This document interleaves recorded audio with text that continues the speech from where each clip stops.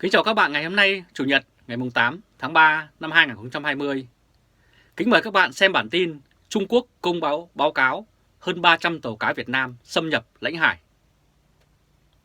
Sự kiện Trung Quốc công bố báo cáo về hành động xâm nhập lãnh hải của tàu cá Việt Nam vào đúng lúc tàu sân bay Mỹ USS Theodore Roosevelt đến Đà Nẵng là có tính toán và có chủ ý. Tiến sĩ Hà Hoàng Hợp, một nhà nghiên cứu thuộc Viện ISE có trụ sở tại Singapore đã nhận định như vậy. Một bản báo cáo của Viện Sáng kiến Nghiên cứu Tình hình Chiến lược Biển Đông thuộc Đại học Peking, Trung Quốc được truyền thông nước này đồng loạt đăng lên vào ngày 5 tháng 3 nói rằng có tổng cộng 311 tàu cá Việt Nam đã xâm nhập vào khu vực nội địa, lãnh hải và vùng đặc quyền kinh tế của Trung Quốc vào tháng 2 với mục đích đánh bắt cá và làm gián điệp bất hợp pháp. Đây là hình ảnh ngày 6 tháng 3 năm 2019, tàu cá Quảng Ngãi số 90819 TS đã bị tàu số 44010 của Trung Quốc xịt vòi rồng xua đuổi và sau đó va vào dạn đá ngầm và chìm ngay trước mắt tàu hải cảnh của Trung Quốc nhưng không được cứu nạn. 5 ngư dân Việt Nam đã phải bám mũi, trôi dạt nhiều giờ trước khi được tàu cá khác của Việt Nam tới cứu giúp. Trong số đó có 212 tàu đi vào vùng biển của phía đông nam của đảo Hải Nam, bán đảo Lôi Châu và vùng biển gần tỉnh Quảng Đông, và khoảng 90 tàu cá đã đi vào vùng lãnh hải của Trung Quốc ở vịnh Bắc Bộ. Báo cáo của Trung Quốc đã nói như vậy. Theo báo cáo này, hầu hết các tàu cá Việt Nam tập trung hoạt động tại những khu vực gần các thủy lộ chính dành cho lực lượng hải quân và không quân của nước này tại hai tỉnh trên. Và báo cáo viết tiếp, thậm chí một số tàu cá Việt Nam còn lọt vào tầm ngắm của các căn cứ quân sự Trung Quốc. Hoạt động của các tàu cá này chỉ nhằm hai mục đích. Một là mục đích kinh tế, tức là đánh bắt cá bất hợp pháp. Hai là mục đích an ninh quân sự, tức là thực hiện các hoạt động trinh sát, gián điệp. Báo cáo của Viện Nghiên cứu Trung Quốc đã khẳng định như vậy. Tiến sĩ Hoàng Hợp, một nhà nghiên cứu thuộc Viện ISE có trụ sở ở Singapore, phủ nhận lập luận của thông báo trên. Ông nói, phân giới trong vịnh Bắc Bộ, hiệp định này đã được ký từ trước và hai bên cùng tuân thủ. Tức là họ đã vạch ra một cái vạch ở trên Biển Đông. Bên này là của Trung Quốc và bên kia là của Việt Nam. Vì có thềm lục địa nối với nhau và đảo Hải Nam cũng có thềm lục địa.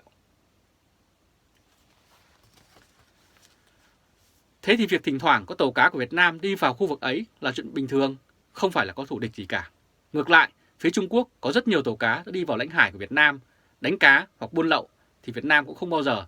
thèm thống kê, người ta cần, người ta chỉ đuổi về mà thôi. Ông đã nói như vậy. Đây là hình ảnh nhóm tàu cá thuộc lực lượng dân quân tự vệ của Trung Quốc luôn sẵn sàng gây hấn với tàu cá và cả tàu hải cảnh và cảnh sát của Việt Nam. Nhưng chuyện khó hơn là ở khu vực quanh đảo Hoàng Sa, Trường Sa, là khu vực của Việt Nam mà Trung Quốc đã chiếm từ năm 1974. Và bây giờ Trung Quốc bảo một khu vực bao nhiêu hải lý xung quanh đảo Hoàng Sa đó, mà Việt Nam cứ đưa tàu đánh cá vào khu vực đấy là họ bảo đi vào lãnh hải của họ. Chuyện này là chuyện vô lý, không thể chấp nhận được. Báo cáo này của Trung Quốc nói hoạt động của các tàu cá Việt Nam trong những năm gần đây ngày càng tràn lan và gia tăng về số lượng.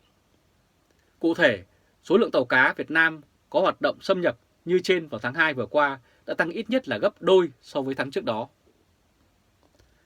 So với các hoạt động của Việt Nam tại vùng biển tranh chấp ở Biển Đông, tính chất của các hoạt động này thậm chí còn tồi tệ hơn. Nó hoàn toàn vi phạm chủ quyền an ninh của Trung Quốc,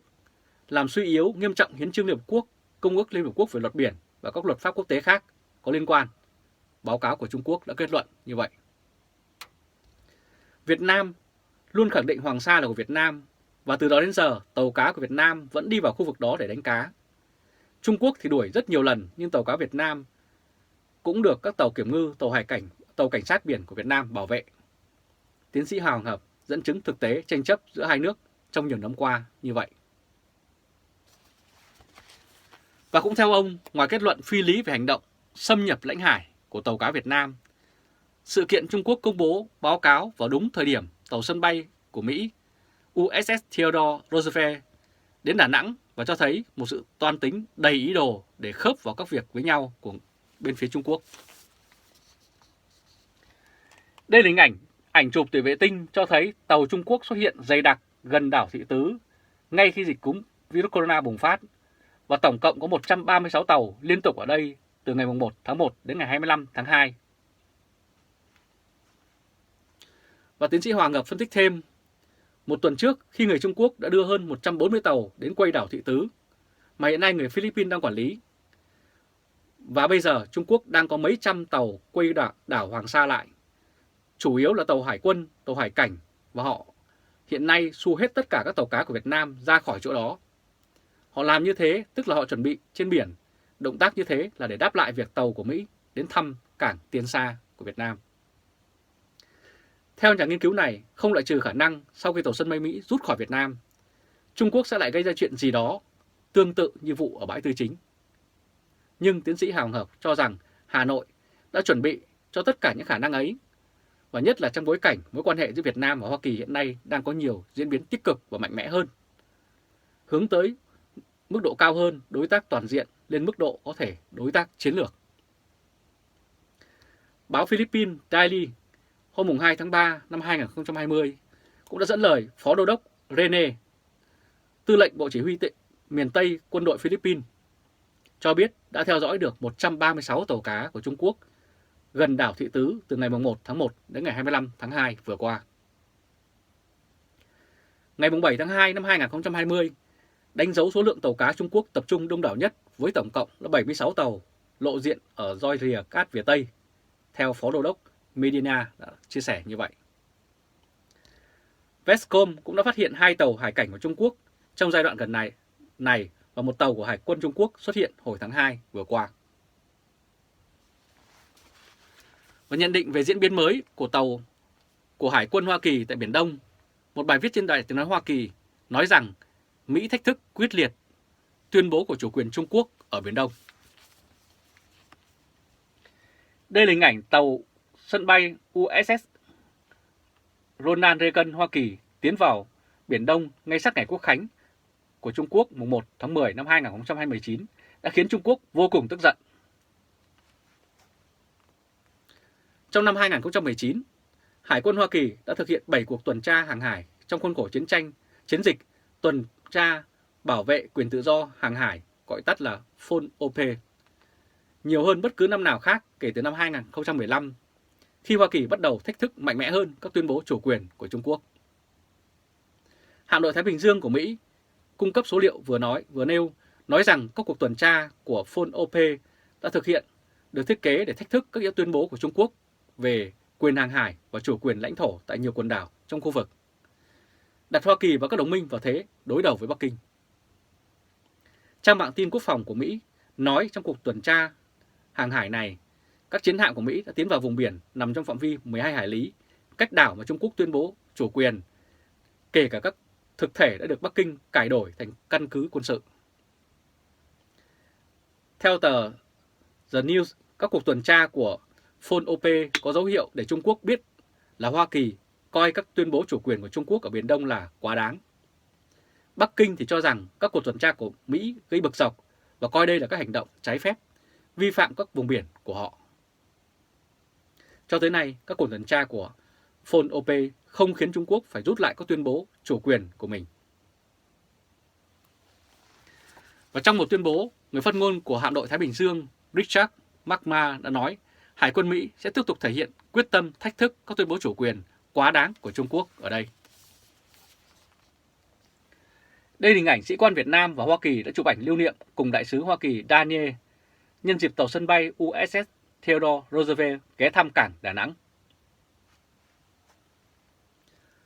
Bà Rachel Marks tuyên bố như sau: Hoa Kỳ thường xuyên thực hiện các cuộc tuần tra để bảo vệ quyền tự do hàng hải trên khắp thế giới.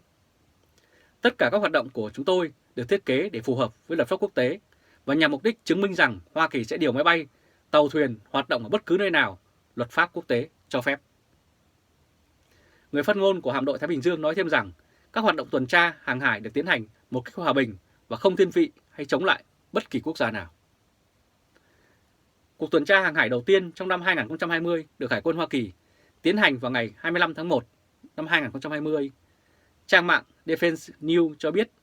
tàu chiến cận bờ USS Moncory di chuyển gần đá Gạc Ma và đá Chữ Thập, hai nơi đã bị Trung Quốc chiếm đóng tại quần đảo Trường Sa. Lúc đó, báo nhà nước Trung Quốc cho biết